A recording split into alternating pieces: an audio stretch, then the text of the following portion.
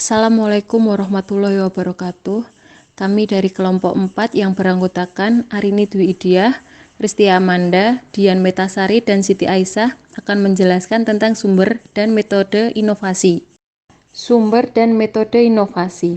Sumber inovasi dapat berasal dari berbagai alasan ataupun latar belakang. Misalnya, peristiwa tak terduga yang dapat berupa kegagalan atau keberhasilan. Sumber kedua bisa berupa adanya kebutuhan proses untuk mendukung proses lain atau produk. Sumber inovasi lainnya berasal dari adanya perubahan persepsi, yaitu persepsi mengenai apa produk yang baik dan tidak baik dari segi lingkungan, agama, selera, dan tren, serta adanya pengetahuan dan teknologi yang baru.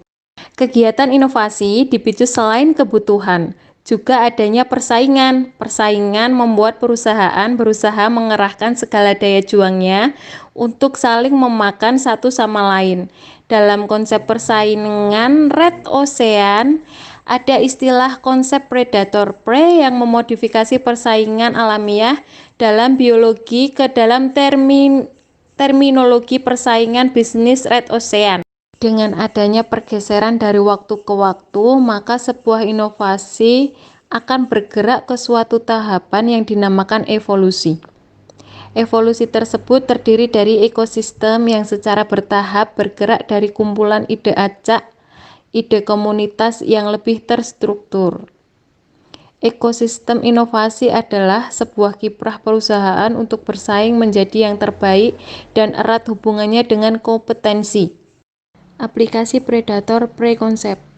Aplikasi predator preconcept dalam model bisnis terlihat dari pentingnya peran dan kontribusi manusia dalam mendorong inovasi melalui jiwa kewirausahaannya. Sumber daya manusia membuahkan hasil ide yang konstan, tidak berkurang seperti depresiasi modal fisik. Oleh karena itu, populasi predator akan tumbuh secara eksponensial, seperti prinsip Mark-Bonsek. Di samping kemudahan dari konsep ekologi sederhana, ditemukan juga beberapa kelemahan predator preconcept, di mana salah satu kekurangan yang jelas dari sistem dasar tersebut adalah bahwa populasi spesies mangsa akan tumbuh tak terbatas secara eksponensial bila tidak adanya predator. Untuk selanjutnya adalah need and want push. Kebutuhan dan keinginan seseorang muncul karena dilatar belakangi oleh adanya motivasi diri. Hierarki kebutuhan Maslow adalah sebuah teori dalam psikologi yang diantisipasi oleh Abraham Maslow dalam makalahnya yang berjudul A Theory of Human Motivation. Selanjutnya adalah market pull versus technology push. Teknologi push merupakan sebuah model sederhana yang menunjukkan bahwa proses adanya inovasi dimulai dari sebuah gagasan atau penemuan. Saat ini, banyak perusahaan yang menitik beratkan pada penelitian ilmiah dasar atau research and development dalam organisasi. Hal ini dilakukan agar perusahaan mampu menghasilkan produk yang bisa diproduksi secara efektif dan ekonomis yang kemudian berpotensi untuk dijual di pasaran. Berbeda dengan teknologi push, istilah market pull mengacu pada kebutuhan akan produk baru untuk suatu masalah yang berasal dari pasar. Market pull menunjukkan bahwa inovasi berasal dari kebutuhan masyarakat atau bagian tertentu dari masyarakat. Menurut model ini, inovasi dikatakan sukses apabila peneliti mampu mengenali pasar secara menyeluruh terlebih dahulu, menilai dan mengidentifikasi kebutuhan apa yang ada, seberapa jauh mereka terpenuhi oleh produk dan proses yang ada, dan bagaimana kebutuhan dapat dipenuhi dengan lebih efektif melalui inovasi baru. Untuk selanjutnya adalah metode inovasi. Metode inovasi merupakan cara khusus dalam melakukan suatu inovasi pada tataran yang luas sehingga dapat diterapkan melalui berbagai macam bentuk, sektor, dan dimensi. Metode inovasi ini bertujuan memperbaiki sistem maupun produk yang sudah ada dengan tujuan menambah nilai dari sistem maupun produk itu sendiri. Untuk selanjutnya adalah macam-macam metode inovasi. Yang pertama adalah ATM atau amati, tiru, modifikasi. Dalam perintisan sebuah bisnis, tidak selamanya harus dimulai dengan menciptakan sebuah produk atau jasa baru yang belum dikenal oleh konsumen. Besarnya persaingan pasar membuat sebagian pelaku usaha memilih menjadi follower atau pengikut dengan menjalankan peluang bisnis yang telah ada di pasaran. Metode ATM atau amati, tiru, dan modifikasi ini menjadi salah satu alternatif tepat bagi para pemula guna memperkecil risiko kegagalan dalam merintis bisnis. Kemudian yang kedua adalah scamper. Scamper merupakan suatu checklist pertanyaan pemacu ide yang membentuk untuk memikirkan perubahan apa yang dapat dilakukan terhadap produk, proses, dan jasa yang sudah ada, sehingga muncul sebagai produk, proses, dan jasa yang baru. Kemudian yang ketiga adalah design thinking. Perusahaan baik startup maupun korporasi tengah menghadapi masalah multisektoral yang merupakan imbas dari model bisnis yang semakin kompleks, ekspansi yang terus-menerus, serta ekosistem bisnis yang semakin besar. Hal itu menuntut solusi multidimensi dan memerlukan lebih dari sekedar produk dan jasa yang ada saat ini. Penerapan design thinking bertujuan membantu organisasi tidak hanya dapat mengatasi masalah bisnis sehari-hari, melainkan juga memperoleh keunggulan kompetitif. Bagaimanapun juga, perusahaan harus terus berinovasi untuk tetap tumbuh dan profit. Kemudian yang keempat adalah quality function deployment. Quality function deployment didesain untuk membantu para perencana agar dapat fokus pada karakteristik dari produk maupun layanan yang ada dari sudut pandang segmentasi pasar, perusahaan, dan kebutuhan pengembangan teknologi. Untuk selanjutnya akan dijelaskan oleh Mbak Ais. State of the art ICT innovation. Internet of Things IoT merupakan pergeseran paradigma baru di bidang teknologi informasi yang mana IoT terdiri dari kecerdasan buatan atau artificial intelligence, robotik, sensor, dan kontrol software.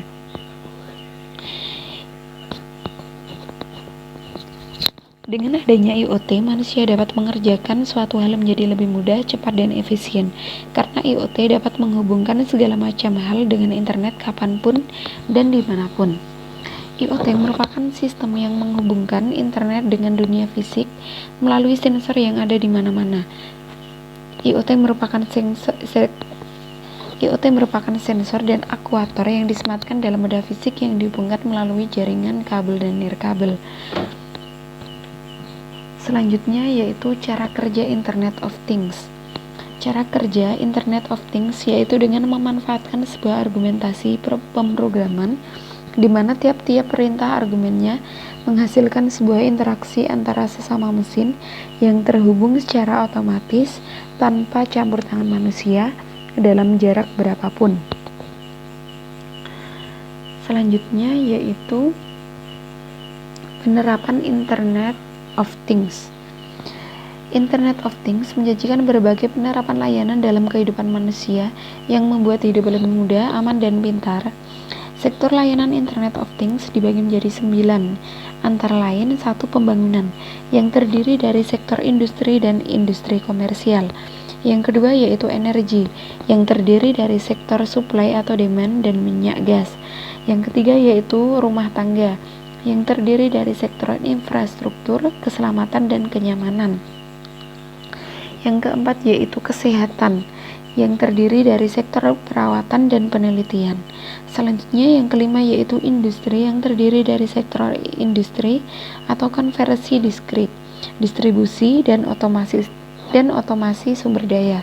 Yang keenam yaitu transportasi, yang terdiri dari sektor kendaraan, non-kendaraan, dan sistem transportasi. Yang ketujuh yaitu perdagangan, yang terdiri dari sektor toko, perhotelan, dan specialty. Yang kedelapan yaitu keamanan, yang terdiri dari sektor layanan darurat, infrastruktur umum, peralatan, dan surveillance. Yang kesembilan yaitu teknologi dan jaringan, terdiri dari sektor jaringan perusahaan dan jaringan publik. Yang selanjutnya yaitu tantangan penerapan Internet of Things. Meskipun kehadiran Internet of Things dapat membantu manusia dalam mengerjakan suatu hal, IoT juga dihadapkan pada banyak tantangan, seperti skalabilitas, di mana IoT memiliki konsep yang lebih besar dibandingkan internet konvensional, sehingga IoT memerlukan fungsi dan metode baru untuk mendapatkan operasi skalabilitas yang efisien. Yang kedua yaitu self-organizing, di mana benda-benda yang menggunakan konsep IoT harus mampu mengatur dan mengonfigurasi diri sendiri dengan lingkungan masing-masing. Yang ketiga yaitu volume data, di mana beberapa skenario aplikasi akan melibatkan pengumpulan jaringan berskala besar yang membutuhkan mekanisme operasional untuk penyimpanan data. Yang keempat yaitu interpretasi data, di mana dibutuhkan sensor yang dapat menafsirkan perintah-perintah untuk alat IoT seakurat mungkin.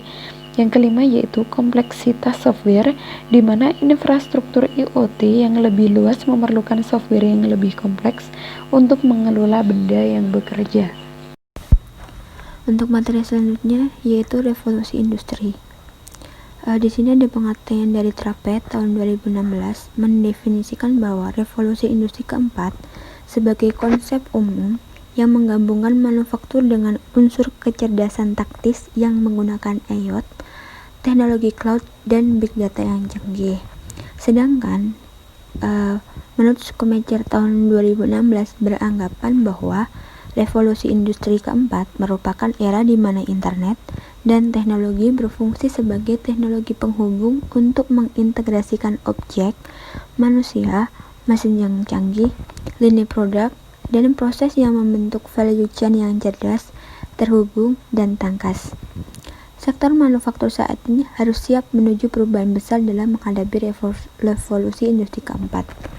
Dalam menghadapi revolusi industri keempat, konsekuensinya diperlukan pendekatan dan kemampuan baru untuk membangun sistem produksi yang inovatif dan berkelanjutan. Jadi, revolusi industri keempat dapat disimpulkan gabungan manufaktur dengan kecerdasan taktis yang memanfaatkan internet dan teknologi pendukung. Selanjutnya, tujuan revolusi industri.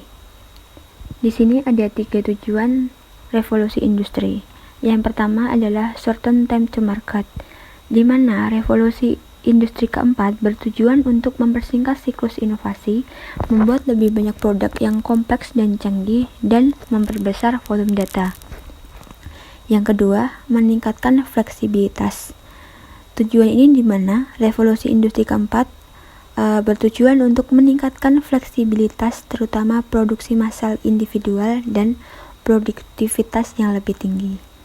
Tujuan yang ketiga yaitu mendorong efisiensi, di mana dengan terjadinya revolusi industri keempat, diharapkan efisiensi energi dan sumber daya lebih ditingkatkan karena kedua faktor tersebut merupakan faktor kompetisi yang kritis. Untuk slide yang berikutnya mengenai karakteristik revolusi industri keempat. Di sini ada 4 karakteristik revolusi industri keempat. Yang pertama adalah vertical networking of smart production system, yaitu jaringan vertikal dari sistem produksi cerdas mengacu pada kemampuan pabrik untuk dapat merespon perubahan permintaan, penawaran, maupun kesalahan. Hal ini memungkinkan pabrik berorientasi pada kebutuhan individual dan customer spesifik dalam hal operasional.